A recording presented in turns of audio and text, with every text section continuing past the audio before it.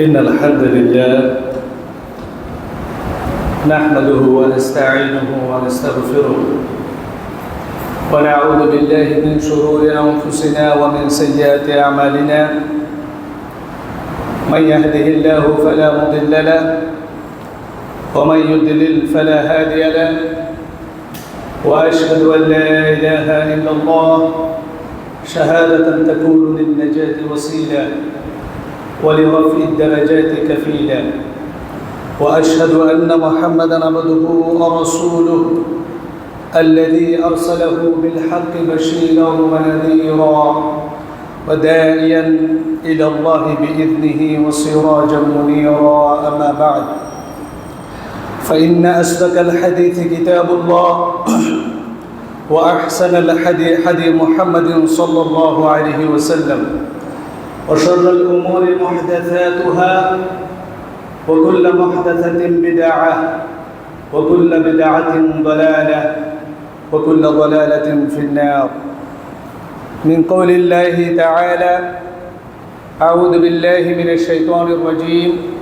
يا أيها الذين آمنوا اتقوا الله حق تقاته ولا تموتن إلا وأنتم مسلمون وقال الله سبحانه وتعالى في آية أخرى يا أيها الناس اتقوا ربكم الذي خلقكم من نفس واحدة وخلق منها زوجها وبث منهما رجالا كثيرا ونساء واتقوا الله الذي تساءلون به والأرحام إن الله كان عليكم رقيبا وقال الله سبحانه وتعالى في آية أخرى يا أيها الذين آمنوا اتقوا الله وقولوا قولا سديدا يصلح لكم أعمالكم ويغفر لكم ذنوبكم ومن يطع الله ورسوله فقد فاز فوزا عظيما وقال الله سبحانه وتعالى في آية أخرى إنما المؤمنون إخوة فأصلحوا بين أخويكم واتقوا الله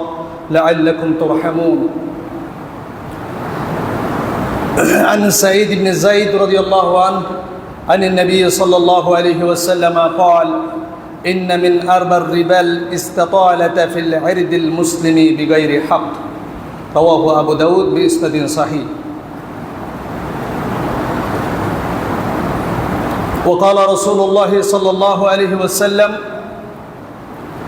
المسلم أخو المسلم لا يظلمه ولا يسلمه من كان في حاجة أخيه فإن الله في حاجته ومن فرج عن مسلم كربة فرج الله عنه بها كربة من كرب يوم القيامة ومن سطر مسلما سطره الله يوم القيامة رواه أبو داود بإسناد صحيح আল্লাহ সুবহানাহু ওয়া তাআলার সমস্ত প্রশংসা ও কৃতজ্ঞতা গুণগান যে আল্লাহ সুবহানাহু ওয়া তাআলা ইয়াউমুল জুমআর দিনে আমাদেরকে মসজিদে আসার বসার পবিত্র কোরআন ও বিশুদ্ধ হাদিসের আলোকে কিছু কথা শ্রবণ করার তৌফিক দান করেছেন সে আল্লাহ সুবহানাহু ওয়া তাআলা দরবারে শুকরিয়া আদায় করে খুতবা শুরু করছি আলহামদুলিল্লাহ দরুদ ও সালাম প্রেরণ করছি মুহাম্মদুর রাসূলুল্লাহ সাল্লাল্লাহু আলাইহি ওয়াসাল্লামের উপর আল্লাহুম্মা সাল্লি আলাইহি আল্লাহুম্মা বারিক আলাইহি আইয়ুহাল ইখওয়া ওয়া আখাওয়াত সম্মানিত দিনী ভাই বোনেরা আজকে আমার খুতবার বিষয় সূরা হুজুরাতের শিক্ষা দ্বিতীয় পর্ব আজকে ইনশাআল্লাহুল আজিজ আয়াত নম্বর 10 থেকে 13 নম্বর আয়াত পর্যন্ত মুখতাসারভাবে শরহ বা ব্যাখ্যা করার চেষ্টা করব ওয়া মা তাওফীকি ইল্লা বিল্লাহ আলাইহি তাওয়াক্কালতু ওয়া ইলাইহি উনীব যারা একদম কোণার মধ্যে আছেন সামনে চলে আসেন যারা একদম কোণায় আছো একদম কোণায় যারা আছেন এদিকে সামনে বসেন একদম কোণায় যারা আছেন এদিকে হান্নান ভাই যদি এদিকে বসেন তাহলে আমাদের জন্য সুবিধা হয় বেশি ঘাড় ফেরালে একদম ওই মাথা থেকে ওই মাথা চলে যায় যেহেতু মসজিদ এখনও সামনে খালি আছে আমরা এই পাশে বসলে ভালো কনসেন্ট্রেশন করতে পারবো ইনশাআল্লাহ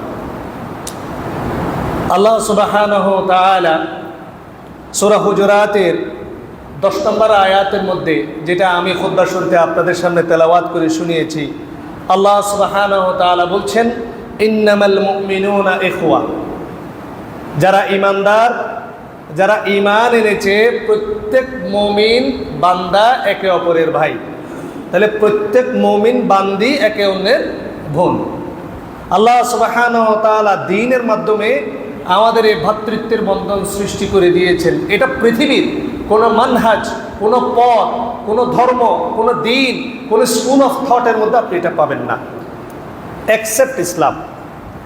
আল্লাহ সুবহানাহু ওয়া তাআলা তার রাসূল সাল্লাল্লাহু আলাইহি ওয়াসাল্লামের মাধ্যমে, কোরআন এবং বিশুদ্ধ হাদিসের মাধ্যমে রক্তের সম্পর্কের বাইরে আমাদের জন্য একটা গুরুত্বপূর্ণ সম্পর্ক সৃষ্টি করে দিয়েছেন।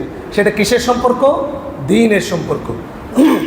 যে ব্যক্তি ইসলাম গ্রহণ করবে, যে ব্যক্তি মুমিন হবে, ইমানদার হবে, সে আমার ভাই। এটা আপনার অন্তরের মধ্যে আপনাকে গেঁথে নিতে হবে। আল্লাহ রাসূল সাল্লাল্লাহু আলাইহি ওয়াসাল্লামের সাহাবী জাবির ইবনে আব্দুল্লাহ রাদিয়াল্লাহু তাআলা আনহু বলছেন, আল্লাহ রাসূল সাল্লাল্লাহু আলাইহি ওয়াসাল্লাম আমাদেরকে তিনটা বিষয়ের উপরে বায়াত গ্রহণ করেছেন। আল-আউয়াল, এক হচ্ছে তোমরা সালাত আদায় করবে, সালাত কায়েম করবে। দুই, তোমরা যাকাত আদায় করবে। আর তালিত, তিন, তোমরা প্রত্যেক মুসলিমের কল্যাণ কামনা করবে। সুবহানাল্লাহ। আপনি শুধু নিজের কল্যাণ কামনা করলে হবে না। একজন আপন ভাই যেরকম আরেকজন আপন ভাইয়ের দুঃখে দুঃখী হয়, সুখী সুখী হয়, তার বিপদে এগিয়ে যায়, আল্লাহ সুবহানাহু ওয়া তাআলা বলছেন ইন্নামাল মুমিনুনা ইখওয়া, নিশ্চয় তোমার সাথে তার রক্তের সম্পর্ক নেই, তোমার সাথে তার আত্মীয়তার সব বন্ধন নেই, কিন্তু আল্লাহ সুবহানাহু ওয়া তাআলা খুব গুরুত্বপূর্ণ একটা বন্ধন তৈরি করে দিয়েছেন, যেটা ভাইয়ের বন্ধনের চেয়েও গুরুত্বপূর্ণ, যেটা আত্মীয়তার সম্পর্কের চেয়েও অধিক শক্তিশালী, সেটা হচ্ছে দ্বীনের সম্পর্ক। বলেন সুবহানাল্লাহ। অথচ আজকে বেশিরভাগ ইমানদার মুসলমান পশ্চিমা ভাবধারায় অভ্যস্ত হয়ে বস্তুবাদী ধারণার মধ্যে ডুবে থেকে আজকে মহান এই সম্পর্কে থেকে, গুরুত্বপূর্ণ এই সম্পর্ক থেকে বেখবর। আজকে আমরা সেলফ সেন্টার্ড হয়ে গেছি, আত্মকেন্দ্রিক হয়ে গেছি। আমার পাশের বাসার কি হচ্ছে না হচ্ছে, তারা খাচ্ছে না খাচ্ছে, পাশের বাসার লোক যদি হসপিটালে যায়, অসুস্থ হয়, আমার কোনো খবর থাকে না। পাশের মানুষ মারা গিয়েছে, এক সপ্তাহ পরে জিজ্ঞেস করছে আপনার বাবা কেমন আছে, বলে আমার বাবা তো এক সপ্তাহ আগে মারা গেছে। বলে কি বলেন? প্রতিবেশী হয়ে আমার কোনো খবর নেই। কিছুদিন আগে একটা সিসিটিভি ভিডিও ফুটেজ আপনার ভাইরাল হয়েছে। সেটা হচ্ছে একজন বাইরের মহিলা পাশের বাসার একজন মহিলাকে প্রকাশ্য দিবালোকে দরজা খুলে খুন করে। দরজা খোলা ছিল, পাশের বাসার দুইজন শক্তি সামর্থ্যশালী যুবক পুরুষ ছিল, কিন্তু কেউ এগিয়ে আসেনি। সবাই চিন্তা করছে আমার কি সমস্যা। এটা আপনি ঢাকা এবং চট্টগ্রাম শহরেও শুরু হয়েছে।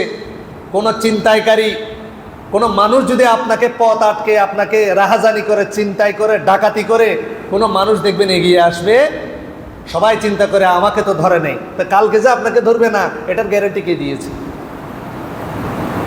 সম্মানিত উপস্থিতি, আল্লাহ সুবহানাহু ওয়া তাআলা বলছেন ইন্নামাল মুমিনুনা ইখওয়া, জেনে রাখো হে মুমিন বান্দাবান্দি, যত মুসলিম মুমিন মুসলমান পুরো দুনিয়ার মধ্যে রয়েছে, সবাই তোমার কে?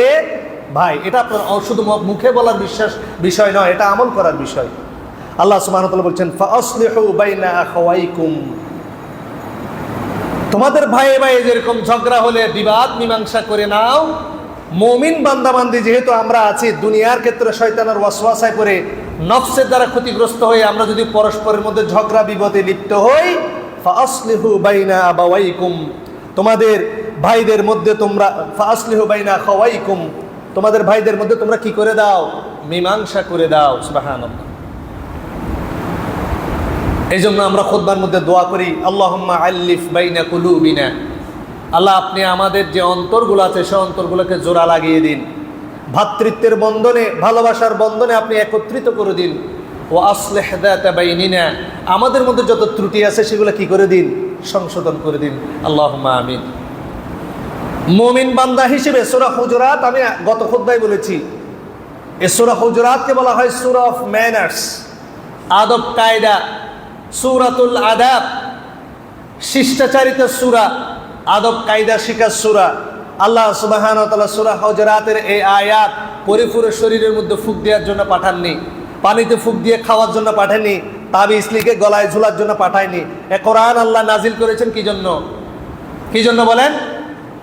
ইমান নষ্ট হওয়ার, ইমান থেকে বের হয়ে যাওয়ার, ইসলাম থেকে খারেজ হয়ে যাওয়ার অন্যতম সাবাব কারণ হচ্ছে আল ইরাদু আন দীনিল্লাহ ওয়ালা ইয়াতাআল্লামু ওয়ালা ইয়ামালু বিহি।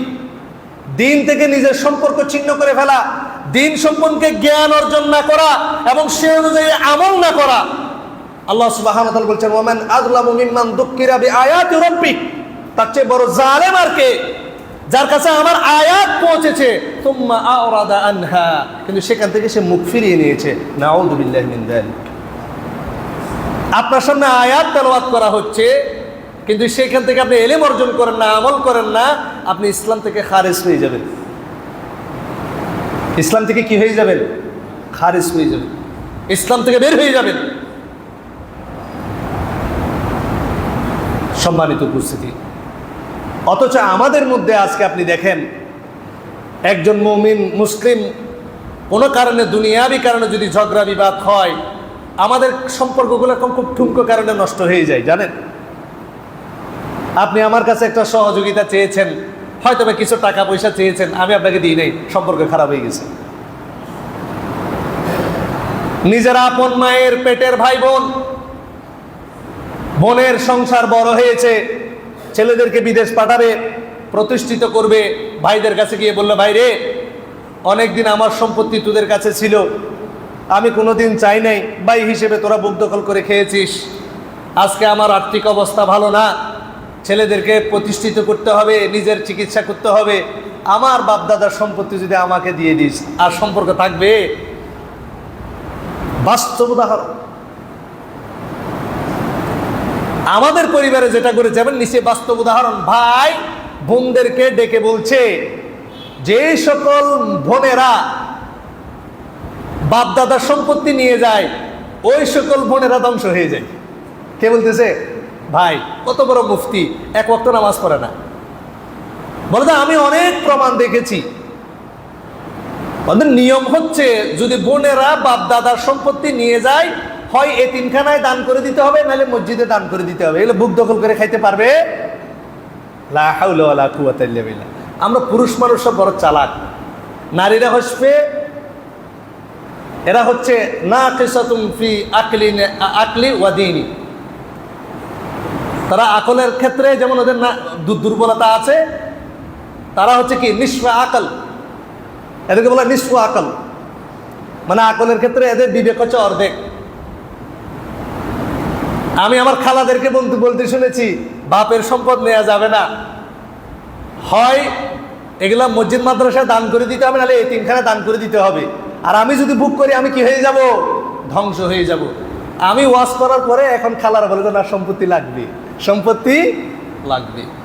যদি কোনো ব্যক্তি ইতিকাদি, বিশ্বাসগতভাবে মনে করে যে বোনরা যদি বাপের সম্পত্তি নিয়ে যায় তারা ধ্বংস হয়ে যাবে, ইতিকাদি বিশ্বাস করে বলে, সেই ঈমান থেকে খারিজ হয়ে যাবে, সে সাথে সাথে কাফের হয়ে যাবে। কারণ আল্লাহ রাসূল সাল্লাল্লাহু আলাইহি ওয়াসাল্লাম বলছেন, মান আবাগাদা শাইআন মিম্মা জাআ বিহি রাসূল ওয়ালাউ আমিলা বিহি কাফারা ইজমাআন। আপনি যদি দ্বীনের কোনো বিষয়কে ঘৃণা করেন, যেটা নিয়ে আল্লাহ রাসূল এসেছে দুনিয়ার মধ্যে শরীয়ত নিয়ে, আপনি এটার উপর যদি আমলও করেন, আপনি আপনার বোনদেরকে সম্পত্তিটা দিয়েও দিলেন, কিন্তু আপনি অপছন্দ করলেন, ঘৃণা করলেন, আল্লাহ এই বিধান দিলে কেন? সম্পত্তিগুলো আমার দিলেই তো হইতো, শুধু শুধু বোনদেরকে এখন দেয়া লাগতেছে।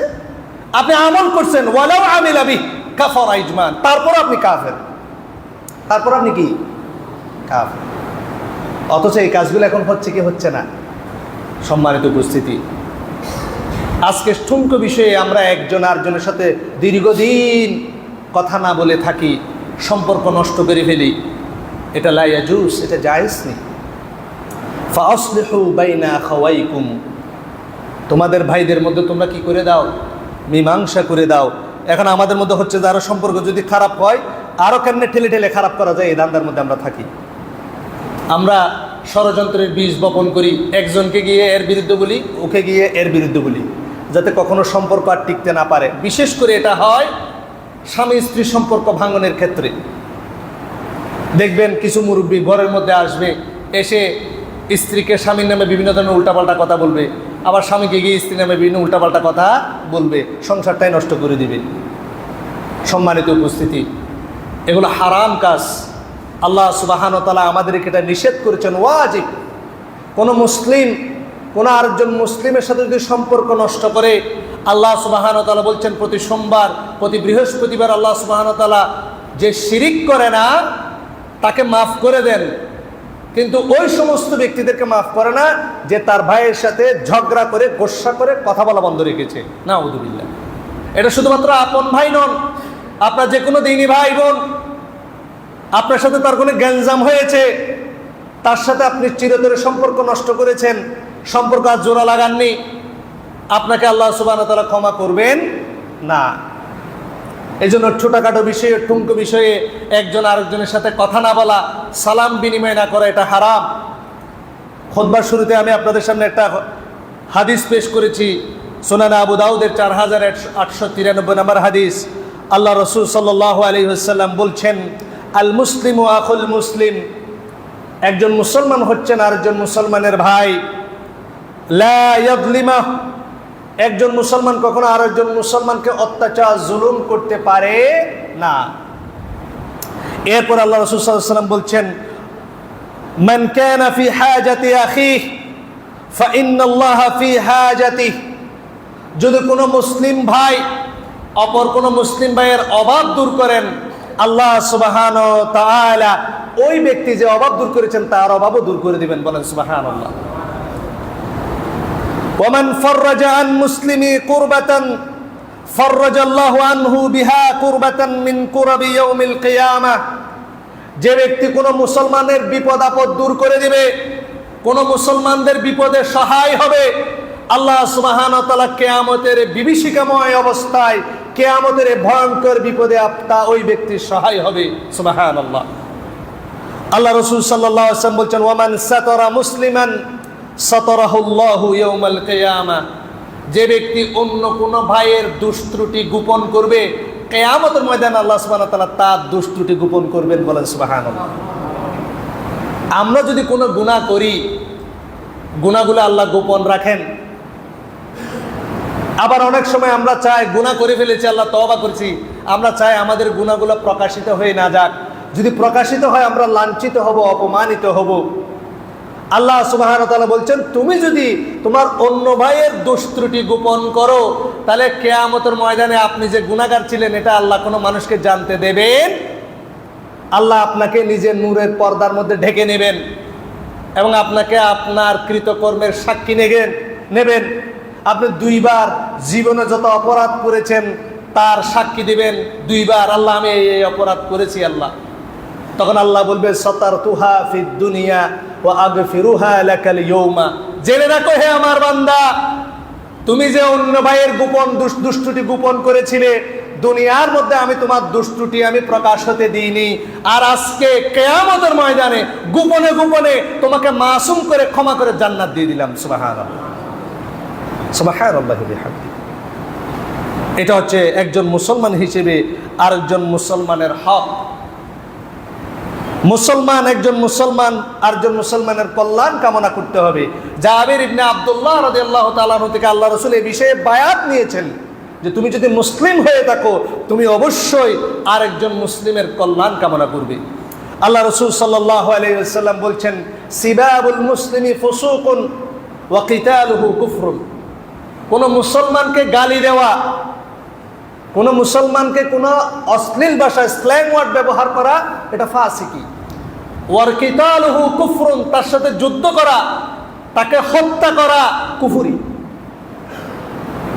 সম্মানিত উপস্থিতি, এমনকি কোন অমুসলিমকে কোন মুসলমান যদি হত্যা করে ফেলে, ওই মুসলিমকে কিতাল, তার হত্যা জায়েজ নাই, তাকে মুক্তিপণ দিতে হবে, রক্তপণ দিতে হবে।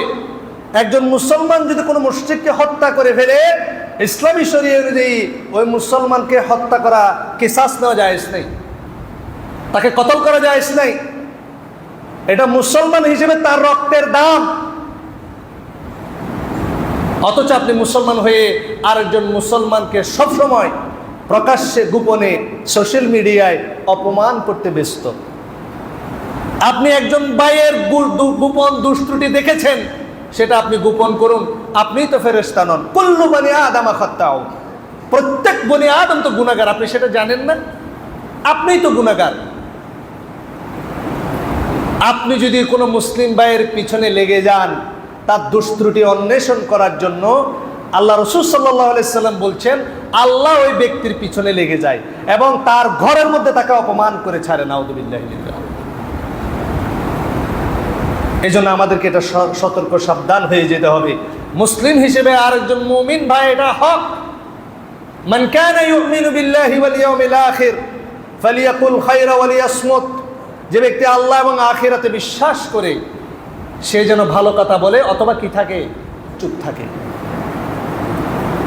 সম্মানিত উপস্থিতি, আল্লাহ রাসূল সাল্লাল্লাহু আলাইহি ওয়াসাল্লাম বলছেন আল মুসলিমু আলাল মুসলিমি হারামুন দামুহু ওয়া মালুহু ওয়া ইরদুহু।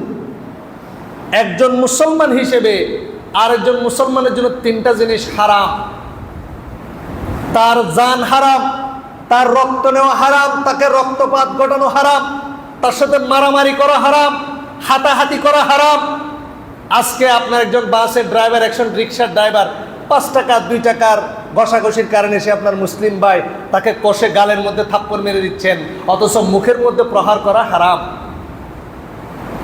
একজন রিক্সার ড্রাইভার দিনমজুরকে আপনি আঘাত করছেন, একজন বাসের ড্রাইভারকে আপনি আঘাত করছেন, আপনার একজন দিনমজুর শ্রমিককে আপনি আঘাত করছেন, অথচ সে আপনার মুসলিম ভাই। ইন্না আকরামাকুম ইনদাল্লাহি আতকাকুম। আপনি সম্পদের কারণে আল্লাহর কাছে মর্যাদাবান হতে পারবেন না, হয়তো বা ওই ব্যক্তি আপনার 500 বছর আগে জান্নাতে চলে যাবে।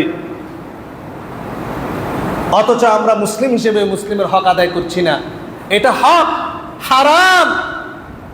মদ যেমন হারাম, সুদ যেমন হারাম, একজন মুসলমান হয়ে আরেকজন মুসলমানের শরীরে আঘাত করা হারাম। তার সম্পদ নষ্ট করা হারাম, তার সম্পদের ক্ষতি করা হারাম। আমার একজন মুসলিম ভাই ব্যবসা বাণিজ্যের মধ্যে লাভবান হচ্ছে, কেমনে তার ব্যবসার মধ্যে লস করানো যায়, কেমনে তার ব্যবসাকে বসাই দেওয়া যায়, কেমনে কম দামে মাল ছেড়ে ওই ব্যক্তিকে ওর বিজনেসকে লস করে দিয়ে আমার বিজনেস আগিয়ে দেওয়া যায়। ওয়েস্টার্নদের, বস্তুবাদী ব্যক্তিদের এই স্বার্থবাদী চিন্তাভাবনা আমাদেরকে পেয়ে বসেছে।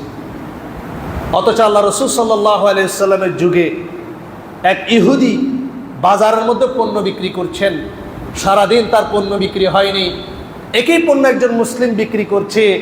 একজন ক্রেতা যখন ওই মুসলিম ব্যক্তির কাছে আসে যে আমাকে একটা পণ্য দিন, বলে এই পণ্য কি আপনার পছন্দ হয়েছে? বলে হ্যাঁ। বলে কিছু যদি মনে না করেন, একই পণ্য আমার ওই দোকানদার বিক্রি করে, যদি তার কাছ থেকে নিতেন। বলতে কেন? বলতে আজকে আমার বিক্রি হয়েছে, আজকে আমার যা বিক্রি হয়েছে তাতে আমার চলবে, আমার সংসার চলে যাবে। কিন্তু ওই ব্যক্তি সকাল থেকে কোনো বিক্রি করেনি, আমি জানি তার সন্তান আছে। যদি বা সে ইহুদি, আপনি যদি তার কাছ থেকে একই পণ্যটা নেন, তার পরিবার খেতে পারবে। বলেন সুবহানাল্লাহ। এটা মুসলিমদের চরিত্র। কারণ আল্লাহ রাসূল শিখিয়েছেন ওই মুসলিম প্রকৃত মুসলিম নয় যে প্রতিবেশীকে অভুক্ত রাখে, নিচে পেট ভরে খায়। ওই ইহুদি মুসলমানের মহানুভবতা দেখে আর কাস্টমার তার পণ্য ক্রয় করছে। কেমন মুসলমান সে, এটা কেমন ধর্ম! সুবহানাল্লাহ। আজকে আমরা যুক্তি দিয়ে, ভয় দেখিয়ে মানুষকে ইসলাম কবুল করাতে চাই, কিন্তু ইসলাম যুগে যুগে কবুল হয়েছে মুসলমানদের আদর্শ দেখে উজ্জীবিত হয়ে। সুবহানাল্লাহ। আজকে আপনি কোরআন দিয়ে মানুষকে ইসলাম কবুল করতে চান, কিন্তু কোরআনের বৈশিষ্ট্যে নিজে মুনাওয়ার হয়ে নিজের চরিত্র সুন্দর করে মানুষকে উপস্থাপন করতে চান না। ইউরোপের মধ্যে একজন ব্যক্তি, তিনি দাওয়াতি কাজে গিয়ে অসুস্থ হয়ে যায়। 3 দিন একটা হাসপাতালের মধ্যে ছিলেন, গ্লাসগো নামক জায়গায়। ওই নার্স 3 দিন পরে ওই দায়ীকে বলছেন আপনি আমাকে বিয়ে করেন। তখন ওই দায়ী বলছে, বোন আমি আপনাকে কিভাবে বিয়ে করি, আমি তো মুসলমান, এবং আপনাকে দেখে যেটা মনে হচ্ছে আপনি তো খ্রিস্টান বা অমুসলিম, আমি আপনাকে বিয়ে করতে পারি না। এবার ওই নার্স বলছেন আমি আপনাকে বিয়ে করার জন্য মুসলমান হয়ে যাব। সুবহানাল্লাহ। লিমাযা, কেন? বলছে আজকে আমি অনেক বছর যাবত এই হাসপাতালে নার্সিং করে থাকি, আমি পুরুষ রোগীদের সেবা দিয়ে থাকি। যতগুলো পুরুষ আমি দেখেছি, কোনো পুরুষকে আমি দেখিনি আমাকে দেখার পরে তার চোখ নিচু করে রাখতে, কিন্তু আমি আপনাকে দেখেছি যতবার আমি আপনার রুমে ঢুকেছি ততবার আপনি আপনার চোখ বন্ধ করে ফেলেছেন যতক্ষণ আমি এখান থেকে যাইনি। সুবহানাল্লাহ। এত সুন্দর পুরুষকে, একটা পুরুষকে এত সুন্দর বৈশিষ্ট্য, আদব, আখলাক, শিষ্টাচারিতে যে ধর্ম শিক্ষা দিতে পারে, আমি এখনই রাজি সেই ধর্ম গ্রহণ করতে। সুবহানাল্লাহ। আমরা এই আদর্শে উজ্জীবিত হতে রাজি নই। ইসলাম নিয়ে আমরা গর্ববোধ করি, রসুলকে নিয়ে গর্ববোধ করি, কোরআনকে নিয়ে গর্ববোধ করি, কিন্তু নিজের ঈমান নিয়ে গর্ব করতে আমরা পারি না। সম্মানিত উপস্থিতি, ওয়াইরদু, একজন মুসলমান হিসেবে আরেকজন মুসলমানের 3 নম্বর যে বিষয়টা হারাম, সেটা বিষয় হচ্ছে তার ইজ্জা, তার সম্মান। যদিও আমরা যারা নামাজি মুসলমান, আমরা মানুষের গায়ে হাত দিই না, সম্পদ নষ্ট করি না, কিন্তু ইজ্জত নষ্ট করতে আমরা পিছপা হই না। মসজিদে কে জুমা পড়তে আসে, কে ওয়াক্তিয়া সালাতে আসে, কে আসে না, তার পরিবারে তার মেয়ে পর্দা করে কি করে না, সে হালাল ইনকাম করে কি করে না, এটা নিয়ে আমরা ব্যস্ত থাকি কি থাকি না। আমরা আরেকজনকে সংশোধন করতে ব্যস্ত, কিন্তু নিজের সংশোধনের বেলায় আমরা ওয়াকিবহল নই। এটা হারাম। আপনাকে এই দায়িত্ব দেওয়া হয়নি। 3টে বিষয় হারাম। সূরা হুজুরাতের এই আয়াত অনুযায়ী আপনি এই কাজ থেকে আপনাকে অবশ্যই বিরত থাকতে হবে। আল্লাহ সুবহানাহু ওয়া তাআলা বলছেন, ওয়াত্তাকুল্লাহ লাআল্লাকুম তুরহামুন। মনে রেখো, মুসলিম হয়ে আরেকজন মুসলমানের ব্যাপারে তোমাকে আল্লাহকে ভয় করতে হবে, তাহলে আশা করা যায় তুমি আল্লাহর কাছ থেকে রহমত প্রাপ্ত হবেন। সুবহানাল্লাহ। আল্লাহ রাসূল সাল্লাল্লাহু আলাইহি ওয়াসাল্লাম বলছেন, রাসূলুল্লাহ সাল্লাল্লাহু আলাইহি ওয়াসাল্লাম মুসনাদ আহমদের মধ্যে বলছেন, একজন মুসলমান আরেকজন মুসলমানের উপরে জুলুম করতে পারে না, তাকে সহযোগিতা না করে তাকে পরিত্যাগ করতে পারে না। একজন মুসলমান বিপদে পড়েছে, আপনি ওই বিপদগ্রস্ত মুসলমানকে পাশ কাটিয়ে আপনি আসতে পারেন না, এটা লা ইয়াজুজ, জায়েজ নেই আপনার জন্য। আজকে আমরা দেখি কোনো মানুষ যদি রোডে অ্যাক্সিডেন্ট হয়, আমরা চেয়ে থাকি, বা আমার কি সমস্যা বলে আমরা রাস্তায় পাশ কাটিয়ে চলে যাই। কোনো বিপদগ্রস্ত মুসাফিরকে সাহায্য না করে আমরা পাশ কাটিয়ে চলে যাই, এটা হারাম। যদি সে মুসলমান হয়ে থাকে, তাকে সাহায্য না করে আপনি পরিত্যাগ করতে পারেন না, আপনার সামর্থ্য অনুযায়ী আপনাকে সহযোগিতা করতে হবে। তাকে লাঞ্ছিত ও হেয় করে না। একজন মুসলমান কখনো আরেকজন মুসলমানকে অপমানিত, ছোট করতে, আন্ডারস্টিমেট করতে পারে না। কোনো ব্যক্তির জন্য তার কোনো মুসলমান ভাইকে হেয় ও ক্ষুদ্র জ্ঞান করার মতো অপকর্ম আর নাই। কোনো মুসলমান যদি অপর মুসলমানকে আন্ডারস্টিমেট করে, অপমান করে, লাঞ্ছিত করে, তাহলে সেই ব্যক্তি হচ্ছে সবচেয়ে বড় গুনাহগার। নাউযু বিল্লাহি মিন যালিক। আল্লাহ রাসূল সাল্লাল্লাহু আলাইহি ওয়াসাল্লাম বলছেন, মুসলমানরা হচ্ছে একটা দেওয়ালের ইটের মতো। একটা ইট থেকে আরেকটা ইট যেমন শক্তিশালী হয়, তেমনি একজন মুসলমানের মাধ্যমে আরেকজন মুসলমান শক্তিশালী হয়। সুবহানাল্লাহ। আমরা সবাই জানি মুসলমানদেরকে একটা দেহের সাথে তুলনা করা হয়েছে। একজন মুসলমানের সাথে আরেকজন মুসলমানের যেরকম সম্পর্ক, ঠিক যেমন দেহের সাথে মাথার সম্পর্ক। আপনার পুরো শরীরে যদি কোনো আঘাত পান, সেটা যেমন আপনার মাথায় ব্যথা অনুভব হয়, ঠিক তেমনি একজন মুসলমান যদি আঘাতপ্রাপ্ত হয়, ক্ষতিগ্রস্ত হয়, আপনাকে সেভাবে ব্যথা অনুভব করা লাগবে। এটাই হচ্ছে মুসলিম ভ্রাতৃত্বের বন্ধন। এই জন্য মুসলমানদের কোনো জাত নেই। আল্লাহ বলছেন, ইয়া আইয়ুহান নাস ইন্না খালাকনাকুম মিন যাকারিন ওয়া উনসা ওয়া জাআলনাকুম শুউবান ওয়া ক্বাবাইলা লিতাআরাফু ইন্না আকরামাকুম ইনদাল্লাহি আতকাকুম। আল্লাহ সুবহানাহু ওয়া তাআলা বলেছেন, হে মানুষ, আমি তোমাদেরকে শুধুমাত্র একজন পুরুষ এবং একজন নারী থেকে সৃষ্টি করেছি। ওয়া জাআলনাকুম শুউবান ওয়া ক্বাবাইলা লিতাআরাফু, তোমাদেরকে বিভিন্ন গোত্র, অঞ্চল, জাতিতে আমি বিভক্ত করে দিয়েছি। কেন? লিতাআরাফু, so that you can recognize each other, তুমি যাতে একে অন্যকে জানতে পারো। এটা আল্লাহর একটা নিদর্শন। কেউ আরব, কেউ অনারব, কেউ কালো, কেউ ফর্সা, কেউ বেটে, কেউ লম্বা, কেউ বিভিন্ন ধরনের ভাষাভাষী, সমস্ত ভাষা সৃষ্টিকার আল্লাহর। এগুলো সমস্ত হচ্ছে আল্লাহর নিদর্শন, যাতে আমরা একে অন্যের নিদর্শন দেখে অভিভূত হতে পারি, একজন আরেকজনের সাথে আমরা ভালোবাসায় আবদ্ধ হতে পারি। এটা মুসলমানদের একটা নিদর্শন। হজ্জে বাইতুল্লাহর মধ্যে গিয়ে আফ্রিকার মানুষ, এশিয়ার মানুষ, ইউরোপের মানুষ, সাদা, কালো, ধনী, গরিব, সবাই একসাথে বলে লাব্বাইক আল্লাহুম্মা লাব্বাইক। এটা ইসলামের নিদর্শন। কারো ভাষা ইংরেজি, কারো ভাষা উর্দু, কারো ভাষা আরবি, কারো ভাষা বাংলা, কারো ভাষা মান্দারিন, কারো ভাষা স্প্যানিশ, কারো ভাষা ফ্রান্স, পর্তুগিজ, ফরাসি, কারো ভাষা ফার্সি। সবাই বান্দা কার? আল্লাহ। বাংলা ভাষায় কেউ আল্লাহকে ডাকছে, আরবিতে কেউ আল্লাহকে ডাকছে, উর্দু হিন্দি ভাষায় কেউ আল্লাহকে ডাকছে। এটা আল্লাহ সুবহানাহু ওয়া তাআলার নিদর্শন। সুবহানাল্লাহ।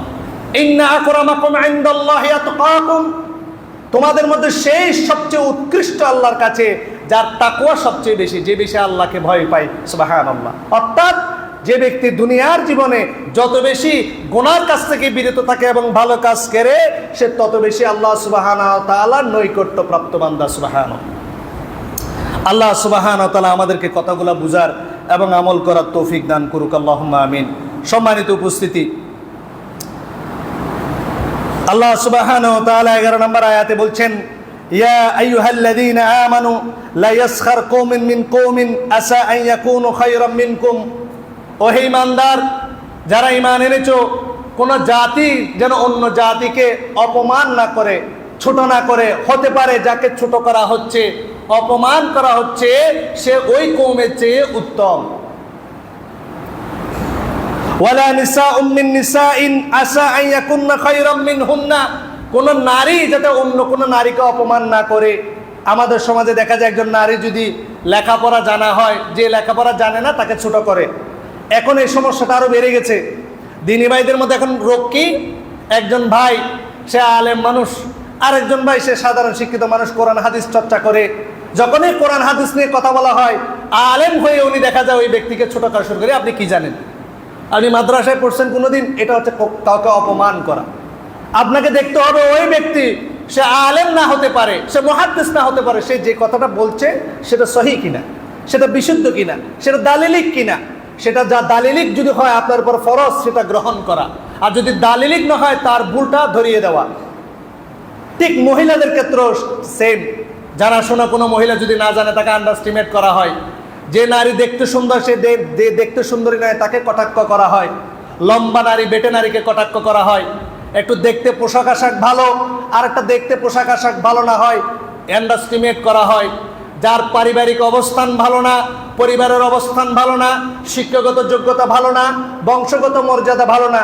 দেখবেন গ্রামের মধ্যে আমাদের সমাজে দুইটা এলাকা আছে। তো কিছু মানুষ আছে দেখবেন আগের যুগে তাদেরকে বিভিন্ন জায়গা থেকে চাষবাস করার জন্য জায়গা দেয়া হতো। তারা সেখানে ঘর বাড়ি বাঁধে। এক সময় আল্লাহ তাদের রিজিক বর্ধিত করে দেয়, তারা পয়সাওয়ালা হয়ে যায়। তো যখন সম্বন্ধ করতে যাওয়া হয় এদের সাথে সম্বন্ধ করতে দেওয়া হয় না। কেন? বলা হয় এরা খুনকার, এরা এক সময় আমাদের কাজ করতো, এক সময় আমাদের ঘরে থালা বাসন ধুইত, আজকে কুটিপিটি হয়েছে তো কি হয়েছে? এটা কোনো মুমিন বান্দাবান্দি বলতে পারে? এটা জাহালাত। দেখবেন সে এটা হিন্দুদের মধ্যে আছে জাত প্রথা, যে ব্রাহ্মণ ক্ষত্রিয় বৈশ্য শূদ্র। ব্রাহ্মণকে আল্লাহ মাথা থেকে সৃষ্টি করেছেন, ক্ষত্রিয়কে সৃষ্টি করেছেন বুক থেকে। ব্রাহ্মণ মানে যারা লিটারেট শ্রেণী, যারা জ্ঞানী। আর ক্ষত্রিয় বলা হয় যারা ওয়ারিয়র শ্রেণী, যারা যুদ্ধ, তারা থেকে আল্লাহ মানে ঈশ্বর বুক থেকে সৃষ্টি করেছেন। হাঁটু থেকে সৃষ্টি করেছেন বৈশ্যদেরকে, বিজনেস ক্লাস, ব্যবসা করে। আর পায়ের পাতা থেকে সৃষ্টি করেছে শূদ্র, এই যে জলদাস। তারপর এই যে যারা একদম এই যে সিটি কর্পোরেশনে দেখবেন এই যে আমরা যেগুলো বলি দাস শ্রেণীর যারা আছে, নিচু শ্রেণীর যারা আছে, দেখবেন কোনো জলদাস যদি সে অ্যাডভোকেটও হয়, যদি সে বড় ডাক্তারও হয়, তার পইতে মারা লাগে। দেখবেন ওই যে জেলেদের মতো কিছু গোটা এখানে দেয়, তাকে এটা দিতেই হবে। কোনো বৈশ্য শূদ্র, বর্তমানে মন্দির করা হয়েছে, আগে কোনো বৈশ্য শূদ্র মন্দিরে যেতে পারতো না। যারা ব্রাহ্মণ তারা তাদের ধর্মীয় কিতাব পড়তেও পারবে, শুনতেও পারবে। যারা ক্ষত্রিয় তারা পড়তে পারবে না, শুনতে পারবে। আর যারা বৈশ্য এবং শূদ্র তারা পড়তেও পারবে না, শুনতেও পারবে না, মন্দিরেও যেতে পারবে না, মন্দিরের বাইরে বসতে হবে। মনে হচ্ছে কেন জানে আমাদের মধ্যে ব্রাহ্মণ্য ধর্ম আমদানি হচ্ছে। আপনি মাদ্রাসায় পড়ে কখনো আপনি আল্লাহর কাছে তাকওয়াশীন হতে পারবেন না। একজন আরবি আলেম, একজন আরবি কবি বলেছেন, কাম্মিন মাজহুলিন মাশহুর ফিস সামা কাম্মিন মাজহুল ফিল আরদ মারফু ফিস সামা। পৃথিবীতে কত মাজহুল ব্যক্তি আছে যাকে পৃথিবীর মানুষ চিনে না, তবে আসমানে সে ব্যক্তি বিখ্যাত, তাকে আল্লাহ চিনে, ফেরেশতারা চিনে। কাম মিন মাশহুরিন ফিল আরদ মাজহুল ফিস সামা। আর কত মানুষ আছে পৃথিবীতে বিখ্যাত সেলিব্রিটি, কিন্তু আসমানের জগতে তার কোনো পরিচিতি নাই। এটা মনে রাখবেন।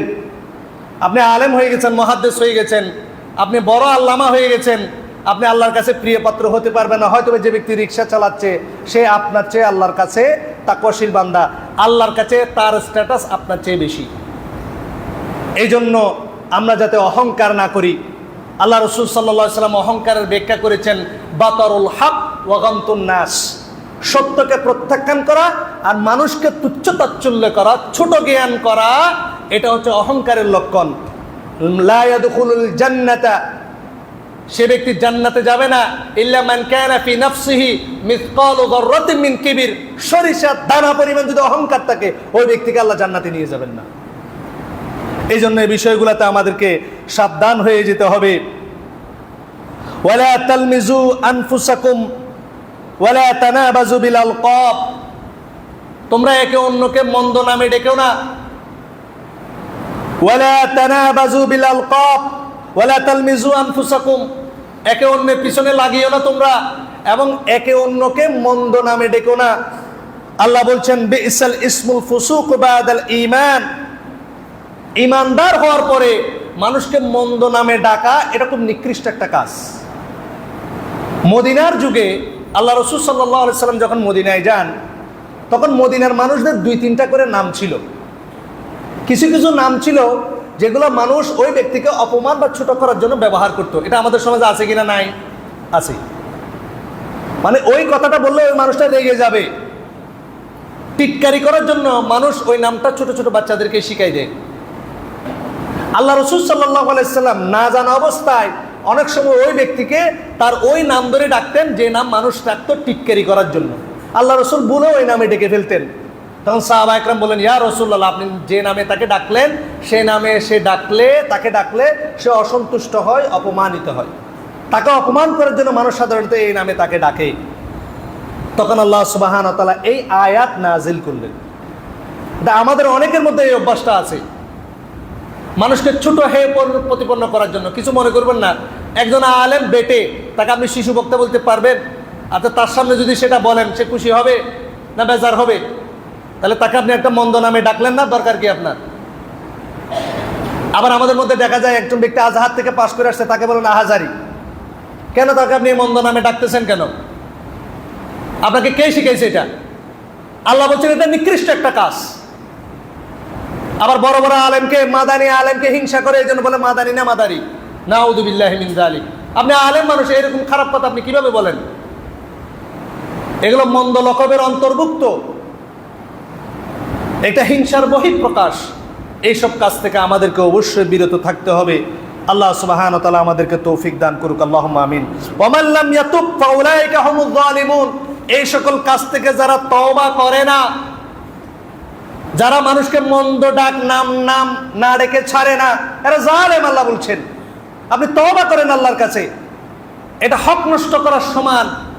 আপনাকে ওই ব্যক্তির কাছ থেকে ক্ষমা চেয়ে নিতে হবে। ফামান লাম ইয়াতুব, যে তওবা করেনি, ফাউলাইকা হুমুয যালিমুন, সে জালেম। আর আল্লাহ বলছেন ইন্নাল্লাহা লা ইয়াহদিল কওমায যালিমিন, আল্লাহ জালেমকে কখনো হেদায়েতের রাস্তা দেখান না। এই জন্য আমাদেরকে এই সকল কাজ থেকে বিরত থাকতে হবে। আল্লাহ সুবহানাহু ওয়া তাআলা আমাদেরকে বিরত থাকার তৌফিক দান করুক, আল্লাহুম্মা আমিন।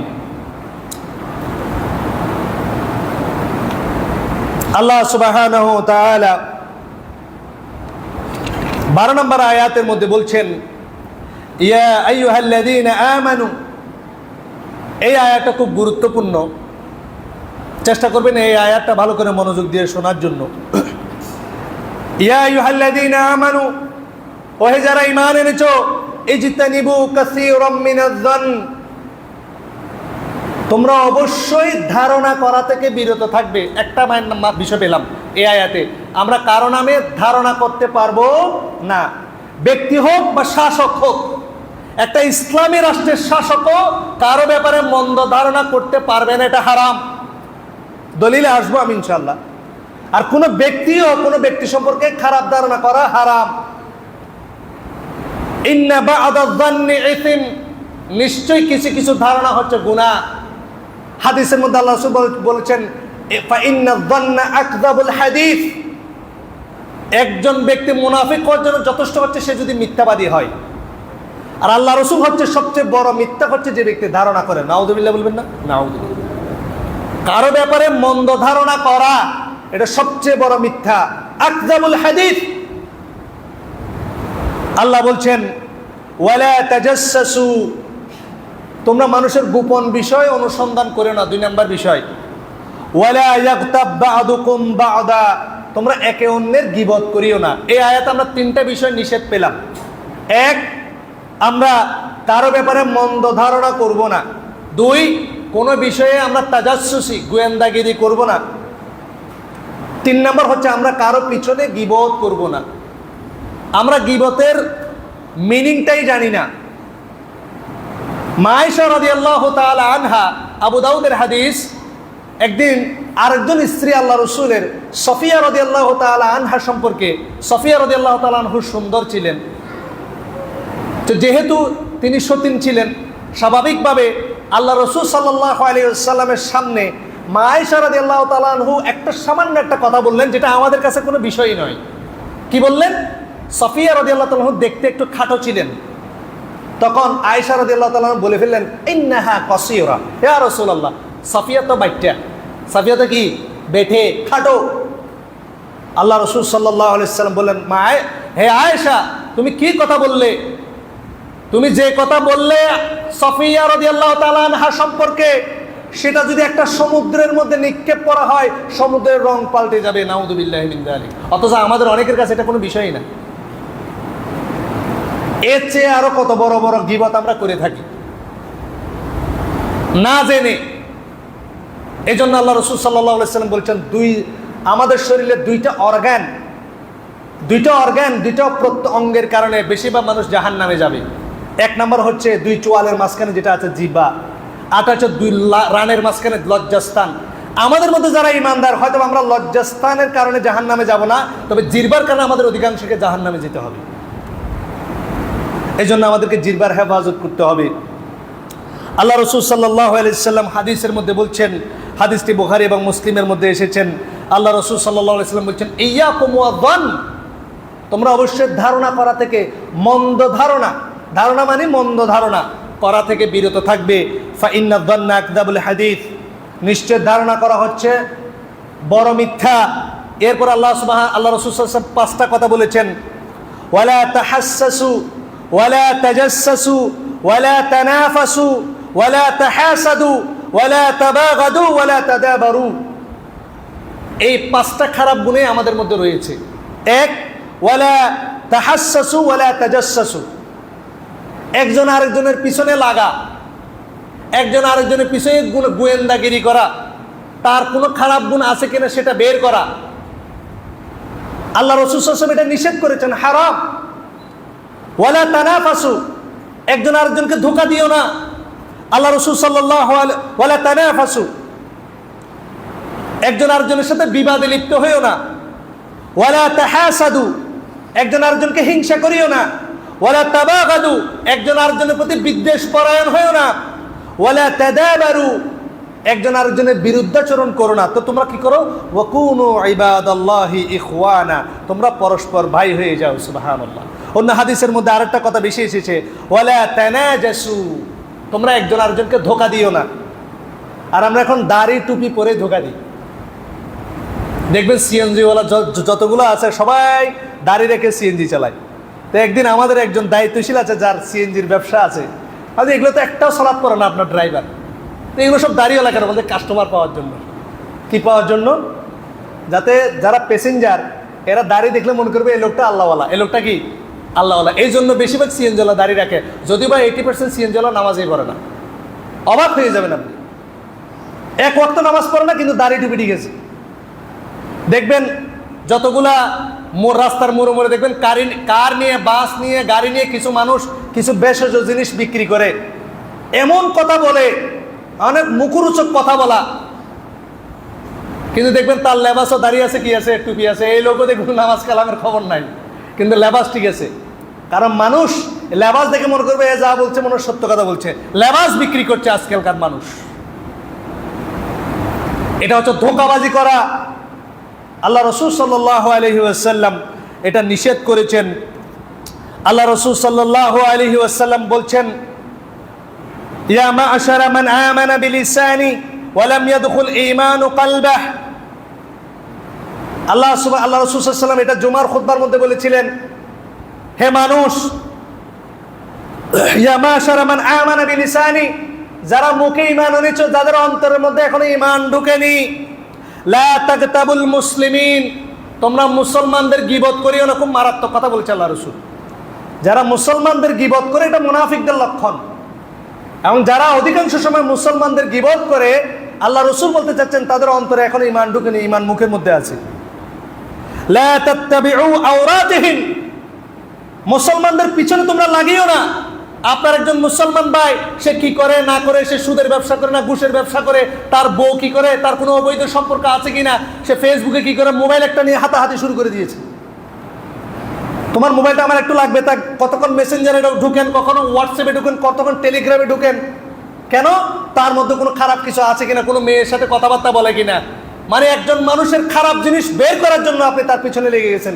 আল্লাহ রাসূল নিষেধ করেছেন এটা। ফাইন্নাহু মান ইত্তাবা আওরাতিহিম, যদি এরকম আপনি যদি আপনার কোনো ভাইয়ের পিছনে লেগে যান, ইয়াত্তাবিউল্লাহু আওরাতাহ, ওই ব্যক্তির পিছনে আল্লাহ লেগে যান, নাউযুবিল্লাহ।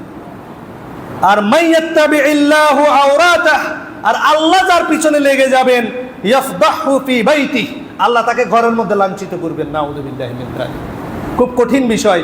এই জন্য আল্লাহর ওয়াস্তে উসিকুম বিত্তাকওয়াল্লাহি সুবহানাহু ওয়া তাআলা, আপনি নিজে আল্লাহকে ভয় করেন। কেউ যদি বিপদে থাকে, তাকে সঠিক পথে আনার জন্য আপনাকে দায়িত্ব দেওয়া হয়নি। সম্মানিত উপস্থিতি, আল্লাহ রাসূল সাল্লাল্লাহু আলাইহি সাল্লাম অন্য হাদিসের মধ্যে বলছেন, মান আকালা বিরাজুলিন মুসলিমিন আকলাতান ফাইন্নাল্লাহা ইউতঈমুহু মিথলাহা মিন জাহান্নাম, কোন ব্যক্তি যদি এক লোকমা খেয়ে কোনো ভাইয়ের গীবত করে, আল্লাহ সুবহানাহু ওয়া তাআলা সমপরিমাণ লোকমা তাকে জাহান্নামে খাওয়াবেন, নাউযুবিল্লাহ।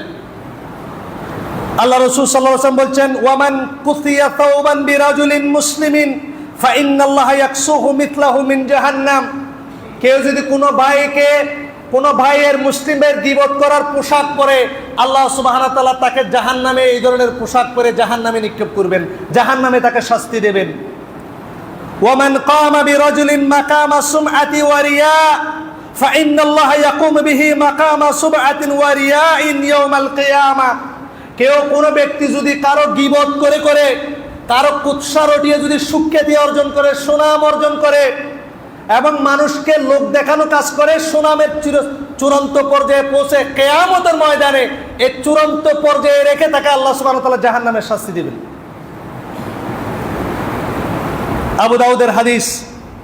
আল্লাহ রাসূল সাল্লাল্লাহু আলাইহি ওয়াসাল্লাম কঠিন কথা বলেছেন, যারা কোনো মানুষের, কোনো মুসলিম ভাইয়ের গীবত করে, তার পিছনে গোয়েন্দাগিরি করে, তাজাসসুসি করে।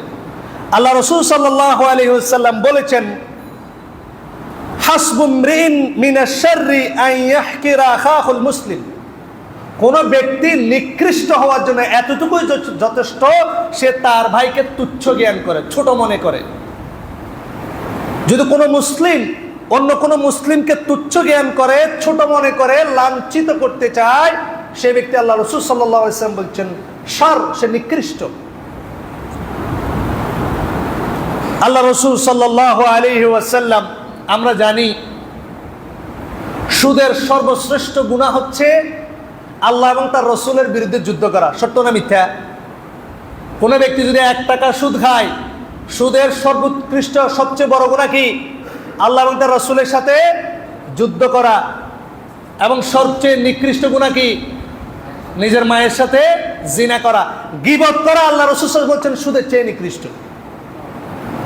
আল্লাহ রাসূল সাল্লাল্লাহু আলাইহি ওয়াসাল্লাম আবু দাউদের 4876 নম্বর হাদিস, আল্লাহ রাসূল সাল্লাল্লাহু আলাইহি ওয়াসাল্লাম বলছেন, যেটা আমি খুতবার শুরুতে আপনাদের সামনে পেশ করেছি, ইন্না মিন আরবা রিবাল ইস্তিতালাতা ফি ইরদিল মুসলিমি বিগাইরিল হক,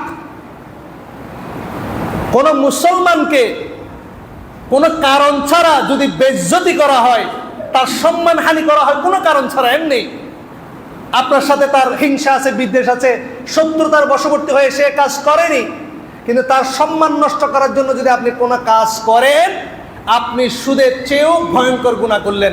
নাউযুবিল্লাহ বলবেন না? নাউযুবিল্লাহি মিন যালিক। আজকে আমরা সুদখোরদের দেখলে আমরা ঘৃণা করি, আমরা ঘুষখোরদেরকে দেখলে ঘৃণা করি, কিন্তু আমরা যারা গীবত করে তাদের গীবতগুলো বসে বসে শুনি। কোনো ব্যক্তি যদি গীবত করে, ওই ব্যক্তির গীবত শোনা জায়েজ আছে? হারাম। এগুলো বললাম কোনো ব্যক্তির ক্ষেত্রে। একজন মুসলিম শাসকের ক্ষেত্রেও কোনো মুসলিমের দোষ তালাশ করা, গোয়েন্দাগিরি করা জায়েজ নাই। হাদিসটা এসেছে মুস্তাদরাক আল হাকিমের মধ্যে, মুসান্নাফ ইবনে আব্দুর রাজ্জাকের হাদিসটা এসেছেন। একদিন আল্লাহ রাসূল সাল্লাল্লাহু আলাইহি ওয়াসাল্লামের সাহাবী ওমর ইবনুল খাত্তাব রাদিয়াল্লাহু তাআলা, আপনারা জানেন তিনি রাতে বের হতেন। একদিন তিনি রাতে একটা ঘরের মধ্যে দেখলেন সেখানে গান হচ্ছে। এক ব্যক্তির কণ্ঠ শুনে আল্লাহ রাসূল ওমর ইবনুল খাত্তাব মনে করলেন সে ব্যক্তিটা গান গাইতেছিল, এবং ওমর ইবনুল খাত্তাব রাদিয়াল্লাহু তাআলা আনহুর সন্দেহ হলো যে লোকটি গান গাইছে। তখন ওমর ইবনুল খাত্তাব রাদিয়াল্লাহু তাআলা আনহুর সাথে ছিলেন আব্দুর রহমান ইবনে আউফ রাদিয়াল্লাহু তাআলা আন। তাকে ওমর ইবনুল খাত্তাব রাদিয়াল্লাহু তাআলা আনহু জিজ্ঞেস করলেন, হে আব্দুর রহমান ইবনে আউফ, এটা কার ঘর? তিনি বললেন, এটা রবিয়া ইবনে উবাই ইবনে খালফের ঘর। এরপর আল্লাহ রাসূল ওমর ইবনুল খাত্তাব বললেন, মনে হয় সে শরাব খাচ্ছে, সে ঘরের ভিতরে মনে হয় মদ খাইতেছে এবং গানের আওয়াজ আসতেছে। এবার ওমর ইবনুল খাত্তাব আব্দুর রহমান ইবনে আউফকে বলছেন, তোমার কি অভিমত, তুমি কি মনে করতেছো? আমি তো মনে করতেছি সে গান গাইতেছে এবং মদ খাইতেছে। আব্দুর রহমান ইবনে আউফ রাদিয়াল্লাহু তাআলা আন সুন্দর একটা উত্তর দিলেন। তিনি বললেন, আমার অভিমত হচ্ছে আল্লাহ যা নিষেধ করেছেন আমরা তাই করে ফেলছি। আল্লাহ তাআলা আমাদেরকে তা করতে নিষেধ করে বলেছেন, তোমরা গোপন বিষয়ে অন্বেষণ করো না। সুবহানাল্লাহ। ওমর ইবনুল খাত্তাব রাদিয়াল্লাহু তাআলা আনহু ফিরে আসলেন এবং সে ঘরে আর প্রবেশ করলেন না। এই ঘটনাটা ইসলামিক শাসকের জন্য শিক্ষা। একজন মুসলিম শাসক একজন মুসলিমের পিছনে গোয়েন্দাগিরি করে সে কোনো খারাপ কাজ করছে কিনা এই বিষয়ে গোয়েন্দাগিরি করতে পারবে না। দলিল মওজুদ। আল্লাহ রাসূল সাল্লাল্লাহু আলাইহি ওয়াসাল্লাম, এটাও আবু দাউদের মধ্যে হাদিস বলছেন, তিনি বলছেন, ইন্নাল আমিরা ইদা তাগা রিবাতা ফিন নাসি আফসাদাহুম। আল্লাহ রাসূল খুব ইম্পর্টেন্ট কথা বলেছেন। তিনি বলছেন, কোন শাসক যদি তার জনগণ সম্পর্কে সন্দেহ করে যে সে অপরাধী, সে তার জনগণকে অপরাধী করে ফেলবে, দুর্নীতিগ্রস্ত করে ফেলবে যদি সে সন্দেহ করে। কোন মুসলিম শাসক যদি তার জনগণকে দুর্নীতিগ্রস্ত সন্দেহ করে কোন অপরাধের ব্যাপারে, সে তার নিজের জনগণকে দুর্নীতিগ্রস্ত করে ফেলবে, ফাসাদের মধ্যে ফেলে দেবে, তার চরিত্র নষ্ট করে দেবে। এই জন্য একজন ইসলামী শাসকের বেলাও গোয়েন্দাগিরি করা হারাম। আব্দুল্লাহ ইবনে মাসউদ রাদিয়াল্লাহু তাআলা আনহুর কাছে একজন ব্যক্তিকে ধরে আনা হলো। আন যায়েদ ইবনে ওয়াহাব বলছেন, উতিয়া ইবনে মাসউদিন ফাকিলা হাদা ফুলানুন ফাকতুরু লিহিয়াতুহু খামরা। ইবনে মাসউদ রাদিয়াল্লাহু তাআলা আনহুর কাছে এক ব্যক্তিকে ধরে আনা হলো এবং তাকে বলা হলো, হে ইবনে মাসউদ, দেখেন এই ব্যক্তির দাড়ি থেকে মদ টপ টপ করে পড়ছে, মানে লোকটা মদ খেয়েছে এবং তার দাড়ি মদে ভিজে গেছে এবং এটা প্রকাশ হয়ে গেছে মানুষের কাছে, এবং তাকে ধরে নিয়ে আসা হয়েছে। ইবনে মাসউদ রাদিয়াল্লাহু তাআলা আনহুর খুব সুন্দর কথা বললেন, ক্বালা আব্দুল্লাহ ইবনে মাসউদ ইন্না কাদ নুহিনা আনিত তাজাসসুসি। নিশ্চয় আমাদেরকে গোয়েন্দাগিরি করতে নিষেধ করা হয়েছে। কে মদ খাইতেছে, কেউ নারীবাজি করতেছে, কে সুদ খাচ্ছে, কেউ অবৈধ রিলেশনশিপ করছে, এটা আমাকে গোয়েন্দাগিরি করতে বলা হয়নি। তবে ওয়ালাকিন ইন ইয়াদহার লানা শাইউন নাখুদ বিহি, যদি কারো অপরাধ আমাদের সামনে প্রকাশ হয়ে যায় তাকে আমরা এই বিষয়ে প্রাক্রাও করব, তবে গোয়েন্দাগিরি করব না। যদি কোনো বিষয় প্রকাশ হয়ে যায় এমনি এমনি, মদ খেয়ে সে বাইরে চলে এসেছে বা মদ খেয়ে বা কোনো অবৈধ কাজ করে সবার সামনে প্রকাশ হয়ে গেছে, প্রকাশমান হয়ে গেছে, তাকে এই বিষয়ে আমরা পাকড়াও করব, তবে তার বিষয়ে আমরা গোয়েন্দাগিরি করব না। সম্মানিত উপস্থিতি, এত সবগুলো দলিলের একটা বক্তব্য, সেটা হচ্ছে ওয়ালা তাজাসসু, কারো ব্যাপারে আমরা গোয়েন্দাগিরি করব না। ওয়ালা তাহাসসু, কাউকে আমরা ধোঁকা দেব না, কোনো মুসলিমের সাথে আমরা বিবাদে লিপ্ত হব না। ওয়ালা তাহাসাদু, কাউকে আমরা হিংসা করব না। ওয়ালা তাবাগাদু ওয়ালা তাদাবারু, কারোর প্রতি বিদ্বেষ পরায়ণ হব না, কেউ কারোর সাথে বিবাদে লিপ্ত হব না। ওয়া কুনু ইবাদাল্লাহি ইখওয়ানা, আমরা পরস্পর ভাই হয়ে যাব। সম্মানিত উপস্থিতি, আল্লাহ সুবহানাহু ওয়া তাআলা সূরা হুজুরাতের এই কথাগুলো বলেছেন আমাদের আমলের জন্য। আল্লাহ রাসূল সাল্লাল্লাহু আলাইহি সাল্লাম সর্বশেষ এই হাদিস বলেই আমি আমার খুতবা শেষ করব ইনশাআল্লাহ। আল্লাহ রাসূল সাল্লাল্লাহু আলাইহি সাল্লাম সাহাবায়ে কেরামকে জিজ্ঞেস করলেন, হে সাহাবায়ে কেরাম, তোমরা বলো তো দেখি, আমলের দিক দিয়ে আল্লাহর কাছে কোন ব্যক্তি আল্লাহর কাছে সবচেয়ে বেশি নিঃস্ব? আল্লাহর দৃষ্টিকোণ থেকে আল্লাহর কাছে সবচেয়ে নিঃস্ব কোন ব্যক্তি? তখন সাহাবায়ে কেরাম উত্তর দিলেন, ইয়া রাসূলুল্লাহ, হয়তো যার মাল সম্পদ নাই, দুনিয়াবি সম্পদ যার নাই, সেই তো ফকির, সেই তো নিঃস্ব।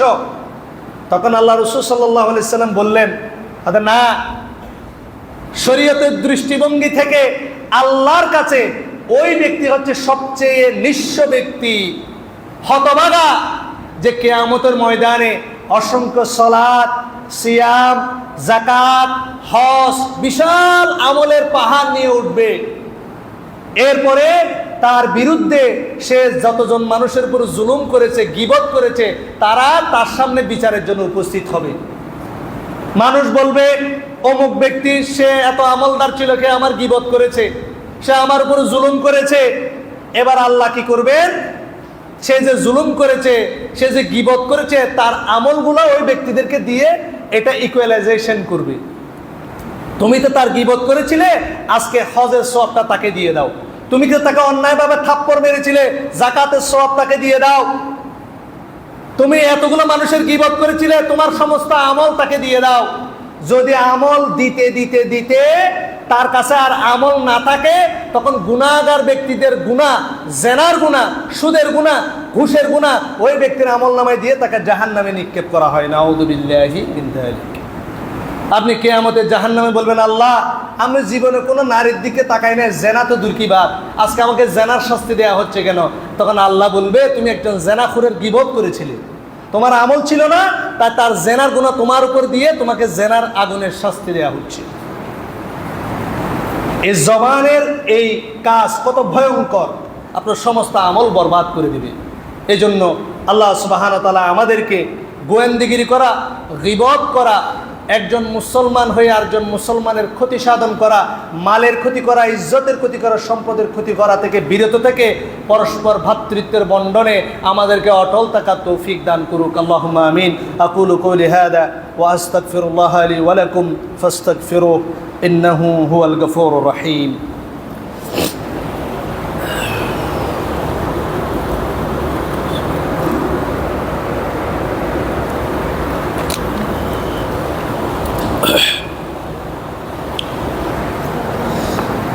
الحمد لله وكفى وسلام على عباده الذين اصطفى أما بعد فقال الله تعالى في كلامه المجيد إن الله وملائكته يصلون على النبي يا أيها الذين آمنوا صلوا عليه وسلموا تسليما اللهم صل على محمد وعلى آل محمد كما صليت على إبراهيم وعلى آل إبراهيم إنك حميد مجيد اللهم بارك على محمد وعلى آل محمد كما باركت على إبراهيم وعلى آل إبراهيم إنك حميد مجيد ربنا آتنا في الدنيا حسنة وفي الآخرة حسنة وقنا عذاب النار ربنا ظلمنا أنفسنا وإن لم تغفر لنا وترحمنا لنكونن من الخاسرين واعف عنا واغفر لنا وارحمنا أنت مولانا فانصرنا على القوم الكافرين اللهم حبب إلينا الإيمان وكره إلينا الكفر والفسوق والعصيان اللهم ألف بين قلوبنا وأصلح ذات بيننا وانصرنا على عدوك وعدونا اللهم انصر من نصر دين محمد صلى الله عليه وسلم وجعلنا منهم وخذل من خذل دين محمد صلى الله عليه وسلم ولا تجعلنا منهم সম্মানিত উপস্থিতি আল মারকাজুল ইসলামী আল সালাফি চট্টগ্রামের উদ্যোগে এই ছোট্ট পুস্তিকাটা বের করা হয়েছে। এটার নাম দেওয়া হয়েছে আল্লাহ তাআলা ও মুহাম্মদ সাল্লাল্লাহু আলাইহি ওয়াসাল্লাম সম্পর্কে যা জানা আবশ্যক। আমরা এখানে নিজেদের গ্রামের বাড়ি রয়েছে, আমরা জানি অনেকেই রয়েছেন আমরা দাওয়াতি কাজ করতে চাই, কিন্তু সেভাবে আমরা কোরআন হাদিসের মধ্যে এক্সপার্ট নই। অনেকে আমরা দাওয়াত একটা নিউট্রালভাবে সালাফি বা আহলে হাদিস নামটা যেহেতু সেখানে পরিচিত না, অনেকে আমরা নিজেদের এলাকায় দাওয়াতি কাজ করতে চাই। আমি মনে করি আকীদা বা মানহাজের ক্ষেত্রে এই ছোট্ট পুস্তিকাটা অনেক গুরুত্বপূর্ণ একটা বই। দাম শুধুমাত্র 7 টাকা। তো চাই যারা নিজেদের এলাকার মধ্যে দাওয়াতি কাজ করতে চান, সদকায়ে জারিয়ার উদ্দেশ্যে এই বইগুলো আপনারা বিতরণ করতে পারেন। আশা করা যায় ইনশাল্লাহ মানুষ হাজার হাজার মানুষ এই বইটা থেকে শত শত মানুষ উপকৃত হয়েছে এবং ভবিষ্যতে ইনশাল্লাহ হবে। এই জন্য যারা দাওয়াতি কাজ করতে চান, আমাদের হাদিস ফাউন্ডেশন লাইব্রেরিতে এই বইটা পাওয়া যায়। দাম শুধুমাত্র 7 টাকা, 7 টাকা। এই বইটা কিনে 10 কপি 20 কপি 50 কপি কিনে নিজেদের এলাকায় বিলি করার চেষ্টা করবেন। আর আপনারা জানেন মাসিক আত-তাহরিক, এটা আপনারা জানেন, আপনার ধর্ম সমাজ ও সাহিত্য বিষয়ক মাসিক পত্রিকা প্রত্যেকেই কারণ আমাদের এতগুলো বই, অসংখ্য বই কিনে পড়ার সময় থাকে না। আবার বইয়ের সাইজে বড় হয়, নিজেদের অফিসে ব্যবসা বাণিজ্য অনেক সময় হয়ে ওঠে না। আত-তাহরিক রাখলেন, বিষয়ভিত্তিক যে টপিকগুলো রয়েছে 5 মিনিট সময় পেয়েছেন একটা টপিক বললেন, আবার 5 মিনিট সময় পেয়েছেন একটা প্রশ্ন করলেন, আপনার জ্ঞান আপনার বিকশিত হবে। শেখ সালেহ আল উসাইমিন রাহিমাহুল্লাহ বলেছেন, আপনার এলেম অন্বেষণ করা হচ্ছে মিন আযমিল ইবাদা, মিন আফদালিল ইবাদাত। যত উত্তম যে কয়েকটা ইবাদত রয়েছে, সবচেয়ে উৎকৃষ্ট ইবাদতের মধ্যে একটা ইবাদত হচ্ছে এলেম অর্জন করা। এই জন্য আমরা সবাই মনোযোগ দেব। আল্লাহ সুবহানাহু ওয়া তাআলা আমাদেরকে তৌফিক দান করুক। আল্লাহুম্মা আমিন। ইবাদাল্লাহ রাহিমাকুমুল্লাহ, ইন্নাল্লাহা ইয়া'মুরু বিল আদলি ওয়াল ইহসান ওয়া ইতা'i যিল কুরবা ওয়া ইয়ানহা আনিল ফাহশা'i ওয়াল মুনকারি ওয়াল বাগই يعظكم لعلكم تذكرون سبحان ربك رب العزة عما يصفون وسلام على المرسلين والحمد لله رب العالمين. قولوا للصلاة.